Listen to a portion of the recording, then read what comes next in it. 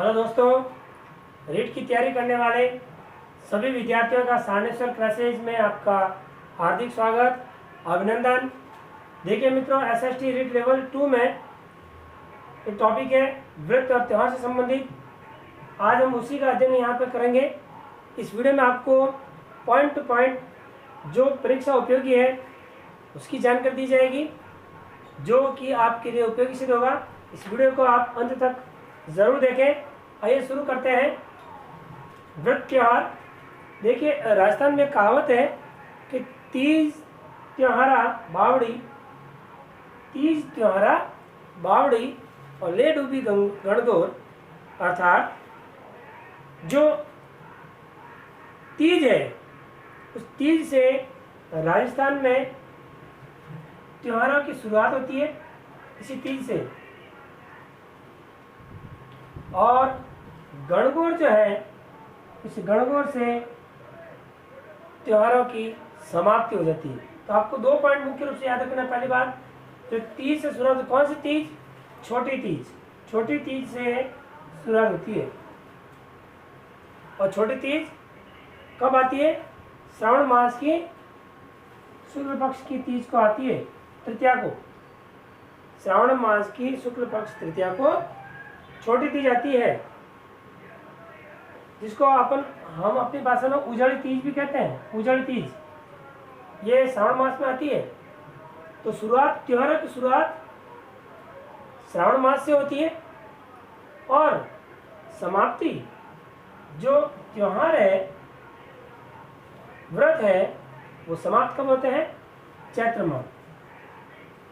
चैत्र माह से समाप्त हो जाए। और चैत्र माह में कौन सा व्रत त्योहार? गणगौर। इस गणगौर से त्योहार की समाप्ति हो जाती है। इसलिए कहते हैं कि तीज त्योहारा बावड़ी ले डूबी गणगौर, ऐसा कहा जाता है। तो ये फैक्ट आपको ध्यान रखना है। चलिए आगे देखते हैं।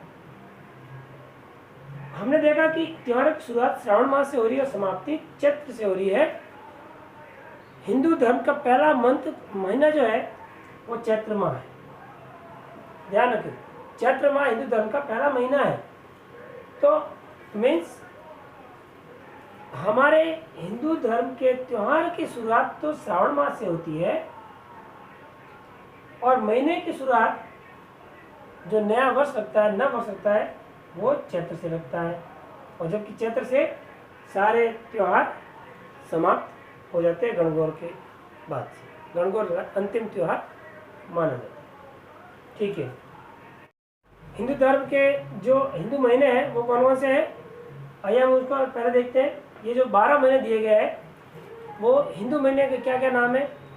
चैत्र, वैशाख, ज्येष्ठ, आषाढ़, उसके बाद श्रावण, जिसे हम सावन कहते हैं, श्रावण, भादवा जिसे भाद्रपद कहते हैं, भादो, आश्विन, आशो जिसे अपन कहते हैं, कार्तिक, काती जिसे अपन अपनी भाषा में कहते हैं राजस्थान के लोग, काती, मिक्सर जिसको माघ शीर्ष कहते हैं, मिक्सर, माघ शीर्ष, मिक्सर, पो जिसको सही पोष कहा जाता है, सही रूप में पोष, पो, माघ महीना, पोष माह। और हम यहाँ राजस्थान के लोग माँ क्या बोलते हैं? माँ। तो पोष, माघ और अंत में आता है फाल्गुन। ये 12 महीनों के नाम हैं। आइए महीने के अनुसार सबसे पहले देखते हैं कौन सा त्योहार किस महीने में आता है। हमारा जो पहला हिंदू महीना है चैत्र, उस चैत्र महीने में कौन कौन से त्योहार आते हैं, व्रत होते हैं? ये चैत्र महीना अंग्रेजी का जो अप्रैल माह है, जनवरी, फरवरी, मार्च और अप्रैल में हमारा हिंदू धर्म का पहला महीना चैत्र आता है। और चैत्र महीने में जो पहला जो शुरुआत है वो हमारे हिंदू नववर्ष से है। अर्थात इसी दिन से, चैत्र महीने लगने से हमारे हिंदू धर्म की नए वर्ष की शुरुआत होती है। कब से होगी? चैत्र एकम को होगी, चैत्र शुक्ल। अधिकांश जो त्यौहार है वो देखिए, व्रत जो है वो लगभग शुक्ल पक्ष में ही मनाए जा रहे हैं। आपको ऐसा लगेगा जब आप पढ़ते रहोगे, आगे आप ध्यान से सुनोगे तो पता चलेगा। अधिकांश शुक्ल पक्ष में आते हैं। तो हिंदू नववर्ष हमारा चैत्र माह में आता है, शुक्ल पक्ष में, और वही वो इसी दिन से नवरात्रि भी शुरू होती है ना। नवरात्रि भी शुरू होती है, जिसको बसंतीय नवरात्रि कहते हैं, छोटे नवरात्रि भी कहते हैं, जो कि कितने दिन चलता है? 1 से 9 दिन चलते हैं। हाँ, तो ये 9 दिन जो चलते हैं। साथ ही साथ मराठी जो लोग हैं उनका गुड़ी पड़वा, ध्यान रखें, ये गुड़ी पड़वा ये मराठी लोगों के लिए उनका नववर्ष है। इसके अलावा नवरोज जो पारसी नववर्ष माना जाता है, पारसी धर्म का नया साल भी चैत्र से शुरू होता है, उसको हम नवरोज कहते हैं। फिर देखिए सिंजारा। सिंजारा क्या है? जो गणगौर होती है उससे 1 दिन पहले आता है सिंजारा, ठीक है। मतलब शुक्ल पक्ष की बीज को, द्वितीया को सिंजारा मनाते हैं। और इस दिन सिंजारा के दिन क्या होता है? जो स्त्रियां है उसके ससुराल पक्ष से, उसके पियर पक्ष से क्या है? सामान आता है। किसका? सुहाग का। किसका? सुहाग का। तो पियर पक्ष से सुहागन का सामान जिस दिन आता है वो दिन है शुक्ल पक्ष की तृतीया को और द्वितीया को, और वो कहलाता है सिंजारा। सिंजारा के जस्ट अगले दिन जो शुक्ल पक्ष तृतीया होती है, चैत्र शुक्ल, मैं बार बार चैत्र नहीं लिख रहा हूँ, ये चैत्र मैंने बात करी इसलिए चैत्र शुक्ल तृतीया को। तो चैत्र शुक्ल तृतीया को गणगौर होता है। गणगौर जो 2 शब्द से बनता है, गण और गौर से। गण करता है महादेव, गौर करता है पार्वती, अर्थात शिव और पार्वती का त्योहार है, उनके पूजने का त्योहार है। और इसको सबसे ज़्यादा पूजती है नवविवाहित महिलाएं, और जो अच्छे वर्ग की प्राप्त करना चाहती है वो कुंवारी कन्याएं भी गणगौर का व्रत करती है। इस दिन क्या है? पार्वती का गौना हुआ था। माता पार्वती जो है उसका गौना हुआ था, वो भगवान शिव के साथ अपने ससुराल गई थी, इसलिए ये गौना का सूचक है। इस दिन गणगौर के दिन पार्वती का गौना हुआ था। गौना कहते हैं ना, ससुराल उसको भेजना लड़की को, तो उस दिन हुआ था। ये जो गणगौर है सबसे ज़्यादा गीत गाया जाने वाला त्यौहार है, मतलब गीत सबसे ज़्यादा इसी त्यौहार में गाए जाते हैं। फिर ये जो त्यौहार है 18 दिन तक चलते हैं। इसकी शुरुआत होती है चैत्र कृष्ण पक्ष एकम को। अंधारी एकम जो होती है ना, अपनी भाषा में जो बोलते हैं, अंधारी एकम को शुरू होता है, और शुक्ल पक्ष की तृतीया के दिन गणगौर, जो लास्ट दिन गणगौर होता है तृतीया, वहाँ तक चलता है, कुल 18 दिन तक चलता है। और ये हम कह सकते हैं कि फागुन में से अंतिम महीना है, तो फागुन के लगने से 15 दिन बाद, पहले मीन्स होली के 15 दिन पहले, होली के 15 दिन बाद में ये गणगौर त्यौहार आता है। होली के 15 दिन बाद में ये त्यौहार आता है। 15 दिन बाद में कैसे? होली जो मनाई जा रही है उसके समाप्ति के बाद पहला पक्ष जो 15 दिन लगता है वो तो क्या आता है? ये जो है चैत्र का अंधेरा पक्ष होता है, कृष्ण पक्ष लगता है वापस। चैत्र शुक्ल, चैत्र कृष्ण एकम, चैत्र कृष्ण पक्ष की एकम को हो जाता है। एकम से तृतीय तक पहले तो पूर्णिमा आएगी, अमावस आएगी, वो अमावस तक 15 दिन और ये दिन 18 दिन। तो ये लगभग 15 दिन से शुरू, 15 दिन बाद से ये काम हो जाता है। इसके अलावा देखिए गणगौर की सवारी कहाँ की प्रसिद्ध है? जयपुर की प्रसिद्ध है। आप सभी जानते हैं जयपुर में गणगौर की बहुत बड़ी सवारी निकलती है जो विश्व प्रसिद्ध है। बिना ईश्वर की गौर, गौर मीन्स गौरी माता, और ईश्वर मीन्स वही शिव। बिना ईश्वर की गौर जो है वो कहाँ पूज जाती है? जैसलमेर में पूज जाती है। एक और है गणगौर जिसका नाम है धिंगा गणगौर। धिंगा गणगौर, ये धिंगा गणगौर मेवाड़ के जो महाराणा है राज सिंह जी प्रथम, इन्होंने अपनी पत्नी को खुश करने के लिए ये आरंभ किया और ये त्यौहार शुरू किया धिंगा गणगौर नाम से, वो भी वैशाख कृष्ण तीज को। मतलब ये धिंगा गणगौर है ना, वो वैशाख माह में मनाई जाती है कृष्ण पक्ष की तृतीया को। गुलाबी गणगौर ये राजसमंद जिले में नाथद्वारा में मनाई जाती है, गुलाबी गणगौर मनाई जाती है। ठीक है, कब? चैत्र शुक्ल पंचमी को। ठीक है, और चैत्र माह का अंतिम जो त्यौहार है वो है रामनवमी, जो कि चैत्र शुक्ल नवमी को मनाई जाती है। ठीक है, ये इसके अलावा भी जैसे हनुमान जयंती भी आती है। हनुमान जयंती कब आती है? पूर्णिमा को आती है, चैत्र शुक्ल की पूर्णिमा को, है ना।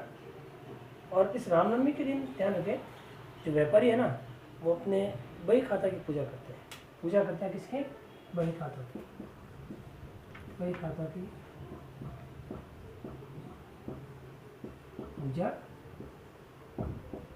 पूजा करते हैं वो। तो मुख्य मुख्य जो त्यौहार है चैत्र माह के, वो हमने पढ़े। हिंदू माह का दूसरा जो महीना है वैशाख, उस वैशाख माह में कौन कौन से प्रमुख व्रत और त्यौहार आते हैं? सबसे पहले आता है आखा तीज। अब देखते हैं आखा तीज, जिसको हम अक्षय तृतीया भी कह सकते हैं। ये वैशाख शुक्ल तृतीया को मनाया जाता है। इस आखा तीज में क्या क्या होता है उस दिन? देखिए, आखा तीज में 7 धान जो होते हैं, अन्न होते हैं, 7 प्रकार के अन्न और हर की पूजा की जाती है। आखा तीज भगवान परशुराम की जयंती का दिन है, उस दिन उनका जन्म हुआ था। और अक्षय तृतीया के दिन ही सतयुग और त्रेता युग का आरंभ माना जाता है। जो बीकानेर राज्य है उसकी स्थापना भी इसी दिन हुई, वैशाख शुक्ल तृतीया को, आखा तीज जिसे अपन कहते हैं। और सबसे ज़्यादा बाल विवाह कम उम्र में बच्चों की शादी कर देना, ये भी आखा तीज को ही होता। क्यों? क्योंकि इसलिए क्योंकि ये आखा तीज है, इसको अबूझ सावा कहते हैं। अबूझ सावा मतलब इतने कोई सावा बुझाने की जरूरत नहीं है, मुहूर्त निकलवाने की जरूरत नहीं है, इसलिए अबूझ है। वो बिना बुझे, बिना सोचे समझे आप शादी अगर व्यवस्था है तो कर लो, तो अबूझ सावा कहलाता है। इतने ज़्यादा बाल विवाह होते हैं कि राजस्थान सरकार चिंतित हुई और उनको इनकी रोकथाम के लिए कानून बनाना पड़ा। तो इसकी रोकने हेतु बाल विवाह निरोधक अधिनियम बनाया गया। किसके द्वारा? हर विवाह शारदा द्वारा। कब बनाया गया?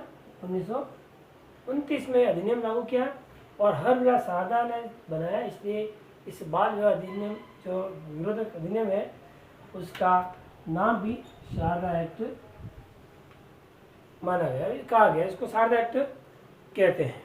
चलिए आगे देखते हैं।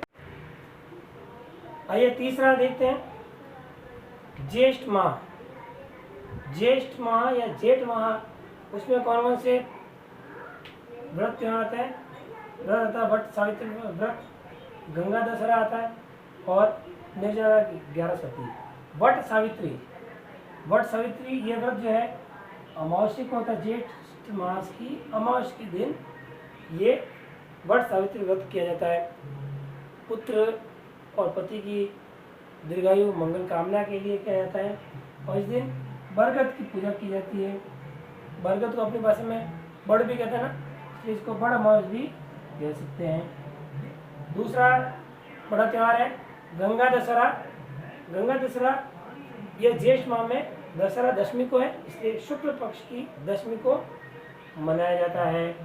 निर्जला 11, इस दिन कोई भी प्राणी जो रहना चाहे, जो करना चाहे, वो बिना जल ग्रहण किए अन्न करना भी नहीं है, अन्न जल के ये व्रत करता है।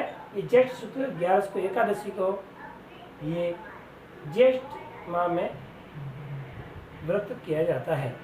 ये आपके ज्येष्ठ मास के मुख्य 3 त्योहार। चौथा माह आषाढ़। आषाढ़ माह में देखिए कौन कौन से प्रमुख त्यौहार और व्रत आते हैं। सबसे पहले आता है गुप्त नवरात्रि, जो आषाढ़ी एकम से लेकर नवमी तक चलती है। गुप्त नवरात्रि, शारदीय नवरात्रि होते हैं, चैत्र नवरात्रि होते हैं, और ये गुप्त नवरात्रि बहुत कम जानते हैं, लेकिन ये होते हैं, ये भी बहुत ही दान पुण्य का और पुण्य कमाने का दिन है, समय होता है। आषाढ़ी एकम से नवमी तक ये गुप्त नवरात्रि मानी जाती है। बढ़लिया नवमी, बढ़लिया नवमी जो है वो आषाढ़ शुक्ल नवमी, नाम से स्पष्ट नवमी लिखा हुआ है, तो नवमी को आएगा, आषाढ़ की शुक्ल पक्ष में है। और ये कहते हैं कि ये जो दिन है ये विवाह का अंतिम सावा माना जाता है, उसके बाद में सावा नहीं होते हैं। फिर आता है देवशयनी, 11 और एकादशी को आती है, इसलिए वो देवशयनी, देवता जो है वो सोने चले जाते हैं, शयन करने चले जाते हैं, इसलिए।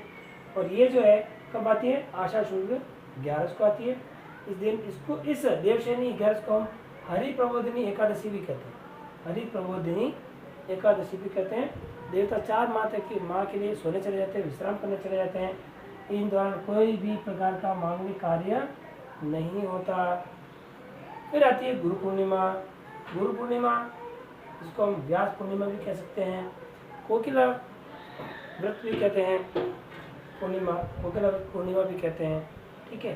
तो ये गुरु पूर्णिमा ये भी आषाढ़ शुक्ल में मनाई जाती है, पूर्णिमा के दिन मनाई जाती है।